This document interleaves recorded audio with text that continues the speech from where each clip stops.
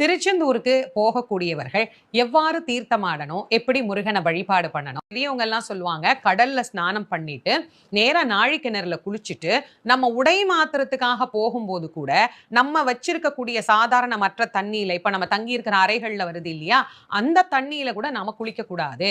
நாழி கிணறுல குளிச்சதோட நம்முடைய உடைகளை மாற்றிக்கொள்ள வேண்டும் அப்படின்னு சொல்லுவாங்க. ஏன்னா அது புண்ணிய தீர்த்தம், வேலினால் உண்டாக்கிய தீர்த்தம், முருகப்பெருமானினுடைய ஞானவேல் சக்தி வேலினால் கிடைத்த பொக்கிஷம் அந்த தீர்த்தம்.